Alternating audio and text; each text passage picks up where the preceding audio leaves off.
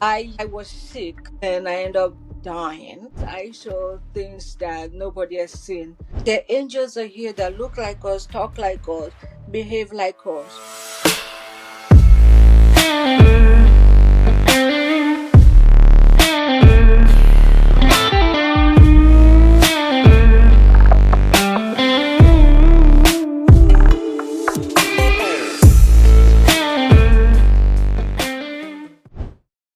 Hey, everybody, it's me, Iryna Wood, and my show, What Everybody Wants to Know. Today, I prepared a big secret for you. 21st century started to be a big era of self awareness, self consciousness. Lots of people out of box of religion are talking about past life, incarnations, about mission, calling of your own life. And today we have a very special guest to me because when I had a decent real lifetime conversation with this lady, she impressed me so much that I have been waiting to interview her for a year. Welcome to our online studio, Anifa. Hello. Hi there. I'm so glad to meet you today, and we'll Yeah. speak today about your incredible experience that I personally do believe that very few people had on earth. It's a journey between life and death, and very much related to light. And I appreciate so much that you took decision to share it with us. Thank you. You're welcome. It's my pleasure. It's wonderful to talk about experiences so other people can learn. Anifa, when we met in a very kind of funny circumstances in Cigar Lounge, I didn't expect that this lady who was walking so nice and feminine and so cool could have such a life experience. And your life journey is full of surprises and interesting things. And let's start from your origin because I want our audience to know who you are. You come from a royal family in Africa. And would you please explain us what does truly royalty mean in your culture and what traditions or values you were raised up with? First of all, I'm from Sierra Leone, West Africa. My family were in Africa. We have chiefs instead of the royal family. Our family is like chief, and my family is a long line of chiefs. But during the 60s, everything changes after Sierra Leone went through independence. My family have to run, escape our life because after the slave trade, because my great grandfather was a chief that brought all the West African chiefs together to fight to stop the slave trade in West Africa. But afterwards, the British end up being part of Sierra Leone. They signed a peace treaty to stop the fight in the war because my great grandfather fought to stop the war between slaves. After they did that, we signed the peace treaty. The British become part of Sierra Leone culture. But in the 60s, Sierra Leone wants to be independent. And when they did the independence, and most of the people that was part of the British royal family end up getting killed. But our family was very lucky. Middle of the night, they told my grandfather that somebody's gonna come to try to kill you guys. You need to run. So we fled from our ancestors' land and went into hiding. But as time goes on, we develop. My auntie ended up marrying a guy that was part of the new government, and he was, I think, a minister of finance or minister of something. And our life changed again. We end up being not royals anymore. We're no longer royals, but the bloodline is still there. Absolutely. Because you feel it inside, and the way you behave, the way you carry yourself, the way you Yeah. communicate this world. Yeah. But my family was very strict. It's like whatever happens in the household stays in the household. We cannot talk about it into outsiders of other friends or people outside the community of our family. And our family have a huge name that if I said it, everybody knows it in my country. So you have to be careful how you conduct yourself. I tell you, your country of origin is on my bucket list. Hmm. And I'm so passionate about Africa in general. And I've heard so many things. You have such a diverse, interesting, intriguing country. I wish one day I could travel there and see it with my own eyes. But not only royal blood makes your family different, you were raised up by a Muslim father and Catholic mother. Tell me, how did it influence your values, upbringing, tradition, attitude towards religion as well? I was raised in a Muslim household. I was raised by my grandparents in the beginning of my life because my parents got separated because culture clash. It was an arranged marriage. Two best friends thought that it was a great idea to bring their family together, and they end up in a disaster. Before I came along, they were having problems already. When I was born, 1 years old, my mom left and she moved go to another place and later on end up remarried. For living in a Muslim household, it was a little bit difficult because it's like you have to learn Arabic. I went to Arabic school. You wake up you pray 5 times a day. You wake up like 4 in the morning getting ready to pray. I remember like my uncle waking us up to pray. Oh my gosh, like around 4 o'clock, you only hear cries around the house because some of us don't want to wake up. So our uncles used to go with canes beating us up to wake up. So every morning you hear screams.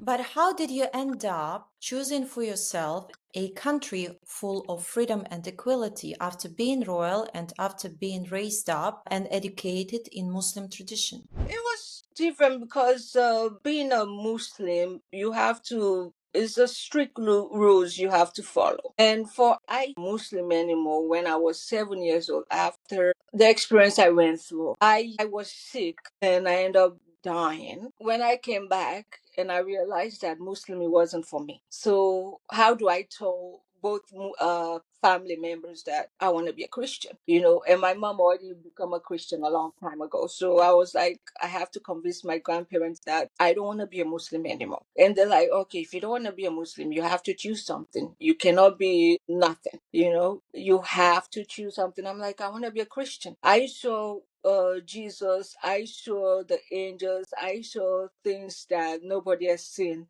And I realized Catholic Christian is my thing.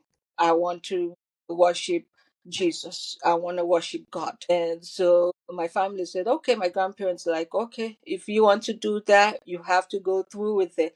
So at 7, I become a Catholic. I got baptized.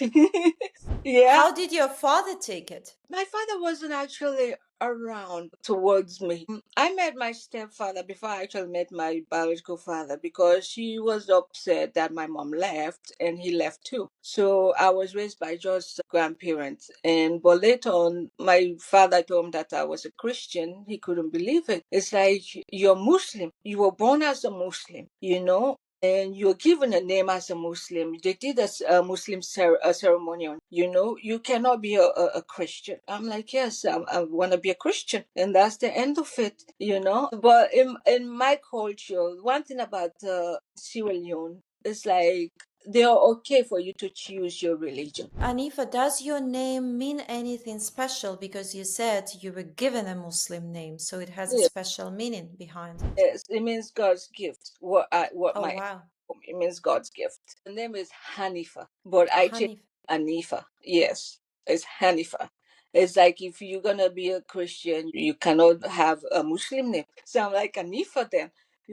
And I've been going on with Anifa since then instead of Hanifa. But the most interesting question is why you, being 7 years old, have taken this very life changing decision to take another path dedicated to Jesus, believing in angels. What happened to you? Because my transition when I was dying, first of all, before you die, it's like 3 or 4 days before you die, angels comes and visit you. And if you have any family members that you know that died, they'll come and visit you.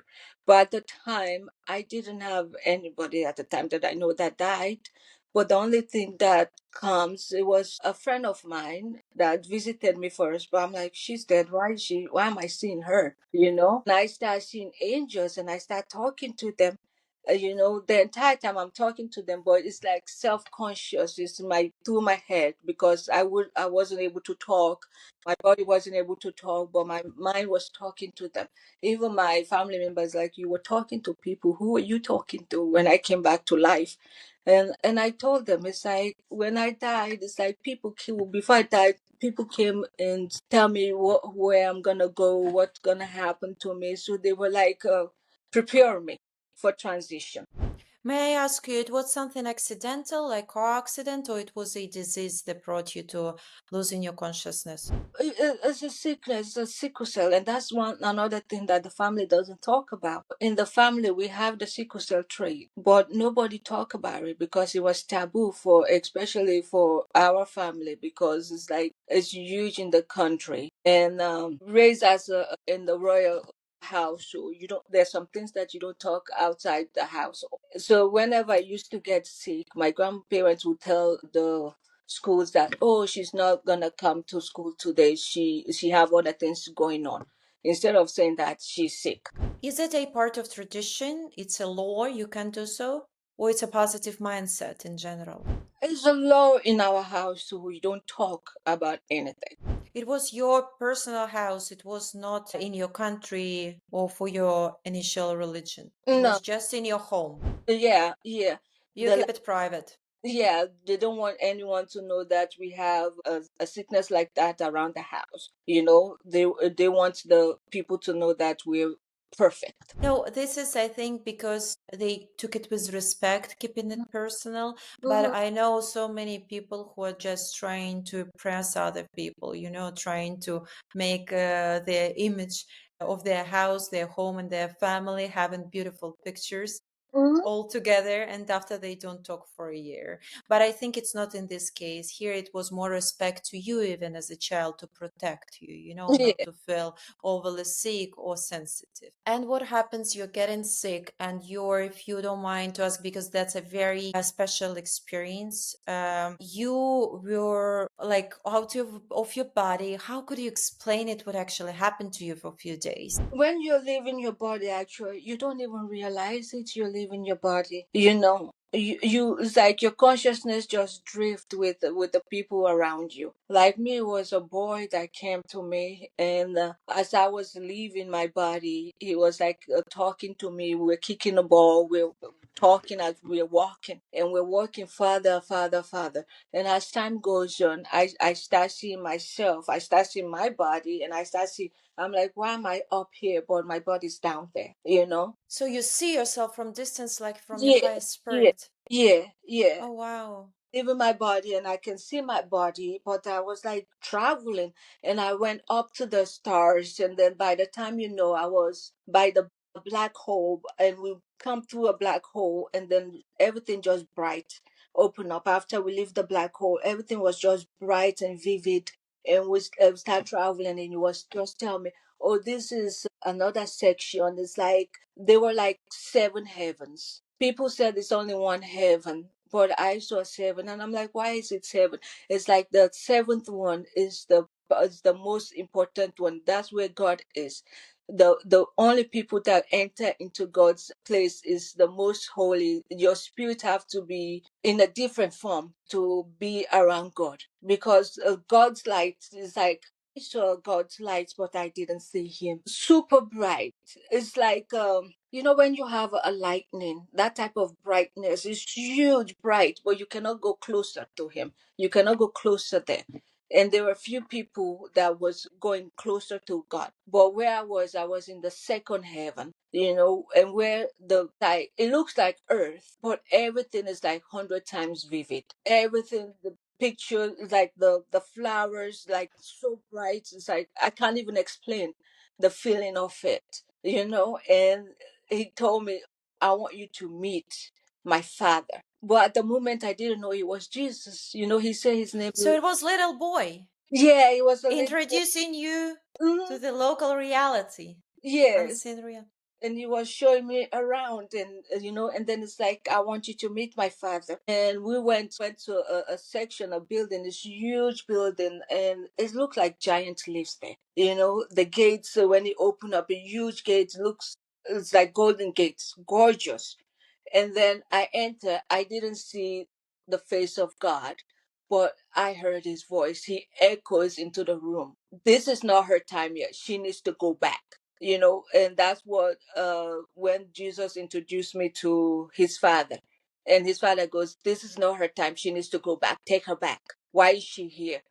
So that was the end of our conversation with God. That's the only conversation I have with him, telling his son to take me back. So he's like, he honor his father. So we walked away and we start walking back into earth. As I was coming back, he goes, "Don't turn around. Never turn around. If you turn around, you can't go back. So just keep following me. Don't turn around, and let's just keep walking." And he told me what's gonna happen to me. It's like after we reach at the gate, he goes, "You're on your own and I can't come with you anymore." So it's like I start falling into my body. I started seeing myself fall into my body, and as I was coming into my body, I was hearing people talking. I hear a lot of sounds, like a lot of people in the living room talking, trying to see what they can do because they were ready to bury me. They already like dressed me up. Is it true that your parents invited from both traditions, from both sides? Yeah, yeah, yeah. And tell me, I know you didn't see it, you saw the paradise and seven heavens, but Mhm. do you believe in hell? Where does hell live? Hell was on the other section of where I was. It was farther away because I was walking, going towards the heavens, and I was asking, "What's over there?" He goes, "You don't want to know. Those are the people that they're not following God. That's where they go." And that was hell. And there's different type of hells too. There's just not one hell. The ultimate punishment, as he was explaining to me, because I was like asking him questions that I didn't even understand until I got older and I started doing research. That's when I'm like, "Oh my gosh, that's what he meant by this." As I'm doing, because as I got older, I was so interested into finding out religions. So I did I become a Buddhist. I start studying different religions because I wanted to know. I'm like, why would people pray to other gods? What is why? When they know that, there's only one God people should pray to. Yes, there are a lot of prophets, there are a lot of, how you call it, followers. Like Jesus was a prophet that was talking about God. Jesus was not God. Jesus was the Son of God. Son of God. Yes, and Muhammad was just a prophet too that was talking about God. He was not. Buddha was talking about God. Yes, yes. And as I learn about other religions, I realize that they pray to one God, although there's different way how they do it. They pray to prophets, so for the prophet to pray for them to enter into the heavens of God. I had an interesting conversation with one lady, and she told me she's not into Krishna, but her girlfriend is, and she said Mhm, they say that the color of God is blue, which I still believe it's a color of life, mhm. light. But they say color of God is blue because it's a symbol of sky. And the eye of God is the sun. And why they wake up early in the morning? Because they want to wait and see the God opening the eyes. How do you believe what God is in one word? God, there's no one word for it because He's everywhere. Yeah. He is everywhere. When the wind blows, you can feel God's presence. God shows us who He is. If you just take your time and watch around you, like watching the birds, watching the sky, watching the trees, you see God. Because God like puts those things. He's like the way He created the human body itself. It's Wow, that's the universe, separate universe, how everything is functioning. Yeah. So it's like sometimes I'm like, why would people don't believe God if they just look around them and see? You will know that there is God. People saying that they're waiting for Jesus to come. Jesus is already here. We just don't see him. But he's here. The angels are here that look like us, talk like us, behave like us. That they're just here to study us. We are three, just like God the Father. You have God the Father, God the Son, God the Holy Spirit, right? And we human beings too. He gave us three: the body, the soul, and the spirit. And The body is just a temporary thing. The body make us see what he created. We're here in this earth to see his beauty, to see how much he loves us. That's why we're here, I mean, because he created this earth for us to see the his love, the beauty about it. It's like if you go up in the mountains and then you watch down below, what do you feel when you're on top of a mountain and you watch, or you're in the nature and you just stand by yourself and look around you? What do you see? How do you feel? free and connected. Exactly. Yeah. That's what he want us to do, for us to connect with them, for us to know him, for us to love him. To learn how to love yourself and build up healthy relationships with yourself and others, download Gemini Miami. It's your one-stop shop for all self-discovery tools with access to the community of like-minded individuals. Anifa, you said that angels are already here. Hmm. I'm glad that not only AI robots that are taking over the planet, but angels are with us as well. Tell Hmm. me, please, do you believe that some humans they have their angelic structure, or you think that all humans are the same? And No, it's not about privilege. I'm not speaking about anything that somebody can be better than anybody. It's not about this. I'm talking about this like energetic structure of the person. exactly. Our body is, we are not opening our intention, our entire. Potential. Yes, we're not opening to that. For me, I open few of it, because I learned to listen to my angel, my spirit, and it's like your angel and your spirit tells you the first thing that comes in your heart. Those are them talking to you, telling you, hey, don't do this, or we should do this, or let's. The first thing that comes in your mind, that's your angel, your guardian, that tells you what is going on. But sometimes we don't listen to it. But if you pay attention to your angels, to your guidance, you open more of your senses, and some people have visions. They can see things before it happens. If it just take time for you to understand who you are. If you don't know who you are, how can you open your potential? You have to take time in life. Don't be stressed about things. If something doesn't go your way, that means it was not meant for you. Don't push it. But do you believe actually in destiny and faith? Definitely. Like this husband supposed to be mine. This job belongs to me, Hmm.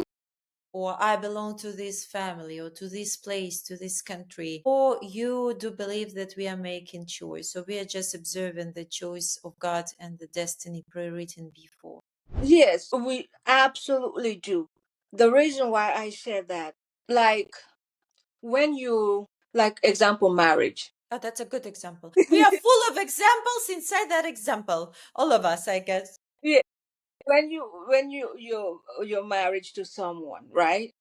Before you even married, you have doubts. You're like, you can tell this person is not for you. The beginning, you're like, oh, yeah, there's something about her, but it's okay. We can have, you know, that's like, don't force things. When you enter into marriage and then you're like, okay, I can make this work.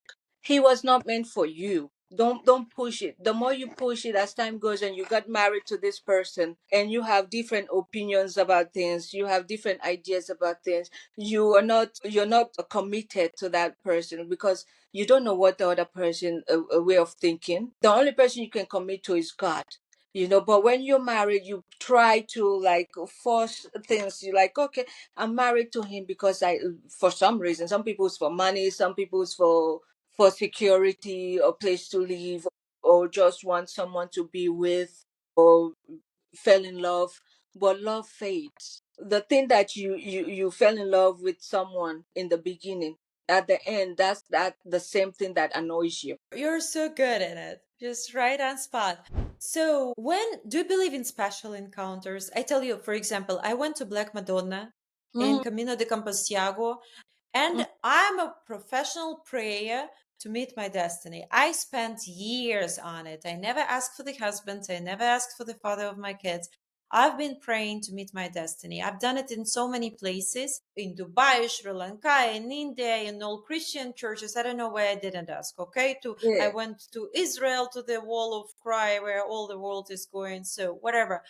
I gave up. I go one day to the Camino of Campasiago after COVID time, so Black Mm, Madonna is even forbidden to see close. And I stay there on this mountain called Cap Fira, and I say, you know what, God, I give up. First of all, I stop to design my husband. I'm not yeah. gonna tell you how many pounds he has, or kilograms, or whatever. What is his height?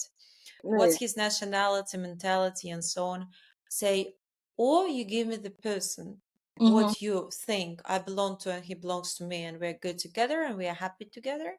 Or I'm Yeah. fine. I have things to do. I had my clients, Yeah. seminars, a lot of things I've been doing in Monaco. So guess what? In 7 or 10 days, I Mm-hmm. met my future husband who walked in into my mother's apartment. That's the way it always happens. So this is a special encounter, Mm-hmm. but you believe it's destiny, or you believe that God sends us people to work out our karma, if there is such a thing in Christianity as Mm. karma or not. No, that's your destiny. He brought Okay, you. that's good to know. I hope so. Yeah, he brought the guy for you. He just walked in, just in your life, just like that. You know, you met your destiny at that same time because God brought you there and brought him there at that same moment, that same time for you guys to meet. That's how it's supposed to happen. When you don't even expect it, that's when God gives you your best gifts. So this is the time, Yes. because when people are preparing and planning, usually, Just they have unmet expectations. Yeah. And sometimes they'll pray to God, oh, I want this. And when they don't receive it, they're like, oh, I'm not praying to God anymore. He didn't give me what I want. Because God already know what you want, what you're supposed to get. He's not gonna give you something that he knows that is gonna end up bad or disaster. And then the more you push it, the more the disaster is gonna happen. You don't push it. Your destiny, you wait for it. Like for me, I rushed. I was rushing. I didn't wait. Although I know I should wait for my destiny, to wait for what's supposed to happen. Although you have to follow it, you need to find it. But I wasn't waiting. I'm like, no, I want to get married now. I'm turning 30 and I'm single. I don't have kids. Da, da, da. I was rushing. Yeah, we have all these societal expectations and Mm, norms, and they yeah, pressure us yeah, to have kids, to get married, to do this, to do that, to please everybody around, but not ourselves. exactly. We can't do that. We shouldn't. And do you believe in divine schedule, that everything happens at the right time? Not just people come, but they come at the right time. And let's say you have to get married at 38, Mm-hmm. and whatever you try, it's not going to happen at 30. Yeah, and if you force it, it will end up bad. So just don't try too hard. If you work on something like you wanted something desperately, and you're like, I'm gonna find a way to get it, yes, you will get it. You'll be successful, but the happiness will never be there because that was not your destiny. So no matter how much money you got, you don't have peace in your heart because you rush into something that wasn't meant for you. You take something that wasn't yours. So you never fulfill, you never feel fulfilled. The people that feel fulfilled are the people that God actually give them their destiny. They give them what they are meant to get. And you see them very happy. Like after the war in my country, I went back to volunteer. Oh my gosh, kids that they were sleeping in the street have nothing, but they were so happy. And I asked them, they were smiling, playing the street. I'm like, you just lost your mom and dad. You lost everything. You're all alone in this earth. And one thing is, it's like, well, at the moment, it's like we have nothing, but they believe in God. They like something happened for God. Maybe God took my parents for a reason. So And they, being children, know it, and we, mm, being adults, forget don't it. do that, yeah. And it was sad going back and see how war destroy the country and destroy family. So my entire life I put myself into charity, helping people in my country. I did a lot of charity. Now I can't do it because I don't have the finances for it, but I still help when I can. Whenever I say things, it always happens. Like I'll just sit down and then I'll just tune everything out. and then I'll just sit still, and then I'll have a vision. Like before COVID happened, I had a vision that there's a sickness that's gonna come that's gonna close the entire world down. I'm like, it reminds me of the Spanish flu, and I was not around during the Spanish flu. I'm like, it kind of feels like that, but it's not. It's a different disease that closed everything down. And within that year, COVID happened, and nobody knew what was COVID at the time. And then my friend that I was telling my vision actually reminded me because I forgot about it.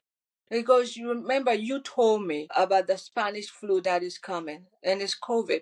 So some people they have visions. So nowadays it's like when people say, I see this, I see that, I do not, how do you judge? I'm like, why would I judge? Because there's so many things in this earth we don't understand, we don't know. So I stop judging people when they tell me stuff. I'm like, okay, if you said you see that, that's what it is. So I'm like, there's so many things in this world we don't understand.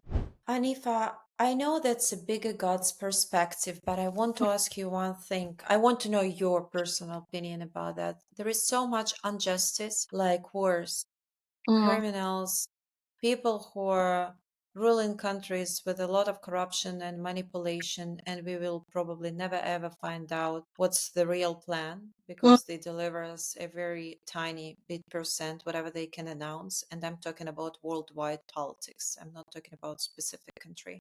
Kids on the edge of poverty who have nothing to eat, and so on and so on. I can count it endlessly. And somebody can say, okay, so where is God? And we have to believe that it's God's plan because it's the only thing that keeps you warm. Do you believe that sometimes evil deeds could be a part of God's plan? It is because the thing is, God gave us free will, and at the same time, there's the devil that's fighting God for us. And so God gave us this free will for us to come to Him. But the demon does not want us to know God that much. And there are a lot of people in this world that create issues and they blame it on God. They said, oh, like the war. How come God's watching this happen? No, it's not just watching this happen. He tried to prevent it. And sometimes during the war, if you go there, there are angels that fight to stop the wars. You just don't see them. They look out like us, they talk like us, but they're angels. They actually protect some people. But at the same time, the devil is there creating more issue. And God cannot just stop it because there are people in this world that wars.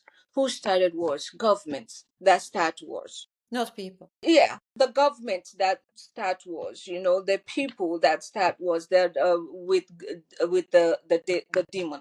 And it's like a lot of society don't want people to know exactly the reality of this world.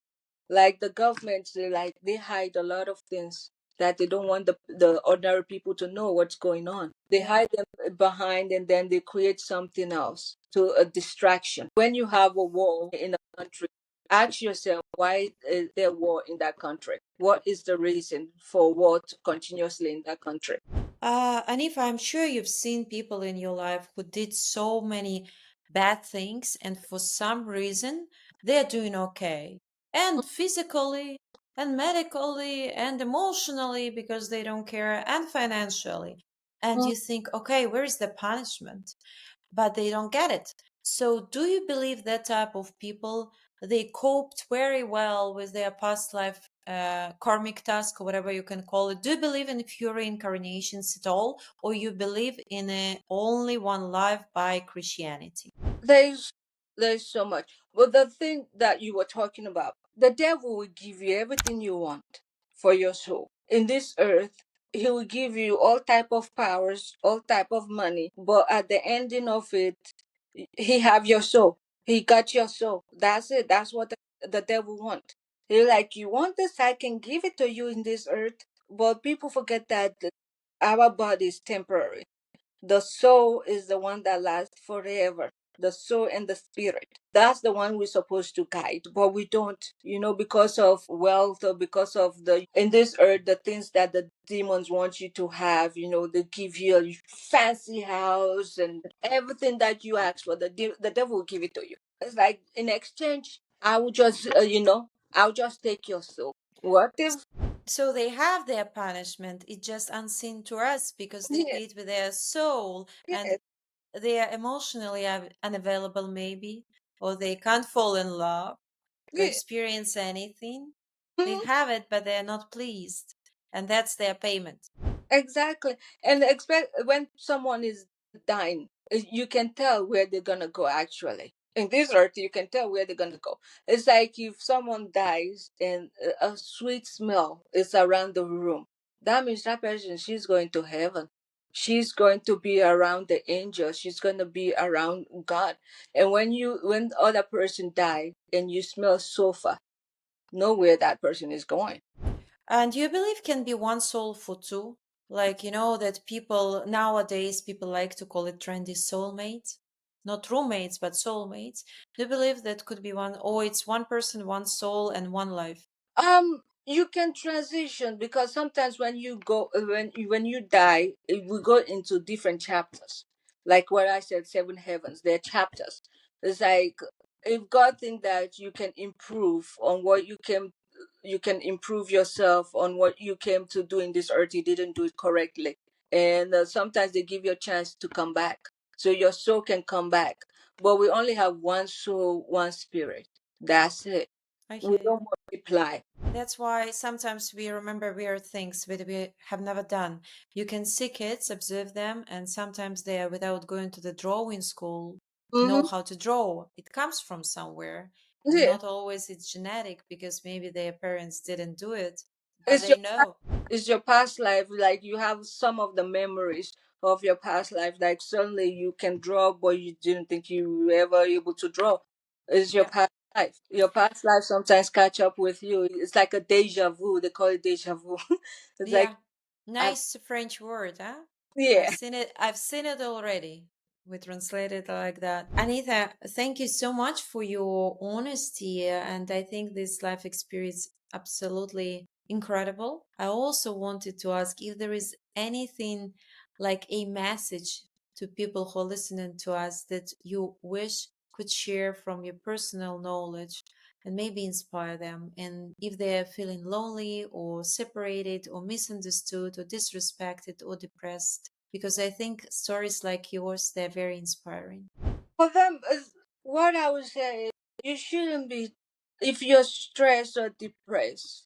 Look, talk to somebody else, someone with other problems. Like for me, when I came to America, I lost myself. I'm not gonna lie, I lost myself. I was like, I wish freedom. I can do wherever I want. It was different because I came from a strict family and I came over here, and I went crazy. I People didn't know your royalty. You didn't say a word. No, I never talk about that because it's like I don't talk about that because when I was a kid, I almost got kidnapped few times in my country because of my uncle wanted to be a president and they didn't want him to be a president in the country, so they would try to capture family members and stuff like that. So I used to always hide myself. It's like I don't tell people who I am and where I came from. When they ask me where you came from, I tell them a different country. I don't say who I am. It's interesting. We have a political murder in my family also, and it was my uncle as well, and he was a famous politician. And Hmm. that's why it was one of the reasons why I wanted to leave my country of origin, which is very beautiful and people are great, but I still wanted it. Yeah. Yeah. And you started since scratch, yeah. Yeah, I started scratch. I went back to high school over here and I started scratch, and luckily I end up where I am because as time goes on, when I came here I went crazy, but then I needed to find myself, and after the war I went back home to find myself by charity and talking to people. It's just like what I was trying to say. When you talk to someone about, let them talk about their problems and you see your problems, you're like, man, they're not that bad. So you have to thank God for it. It's like, so you cannot be depressed about your own situation. Look at other people, what they're going through, and then you learn from them. You like, we human beings make things complicated. God make things very simple for us, but we make things complicated. Like in the beginning, we don't have to think about the electricity bill. We don't have to think about house bills. We don't have to think about cars. We don't have to think about any of that because God already gave that to you. He gave us land for us to build freely, have what you want, basic things. And the most happiest people, if you really find out, are people that have nothing. They're the most happiest ones. It's funny. I was on one spiritual seminar. I think it was by the time in India. Had a gathering next to the Mm, fire by the ocean, and yeah, my spiritual guru tell me, not me, to all of us. He said, "Guys, now we do the exercise. Imagine everything you have in your life. Imagine your kids. Imagine your parents. Imagine your jobs, your salary, your career, your cars waiting for you, your homes." Far away somewhere there, and we are yeah, like feel about it, speak, think about it in meditation. And he said, and now imagine somebody came and took it and you have nothing, and all group did like relief. He yeah, said, that's how you have to feel. You have to have everything and feel like you have nothing. nothing. Exactly. And I Exactly. think that's going to be a very nice note to end up our beautiful conversation. Anita, thank you so much. You found time. I know you open up in a lot of secrets and you're not sharing with every single person. For me, No, it's an I'm honor. Yeah, thank you for your trust. It's appreciative from my side very, very much. And thank you, everybody who are listening to us today. Please don't forget to subscribe to our channel to get more knowledge or experiences through our channel about spirituality, about self awareness, about topics geared towards self understanding, self acceptance, and self love. Embrace this life fully, learn to love yourself, and trust the process. And please don't forget also to download my self confidence and self love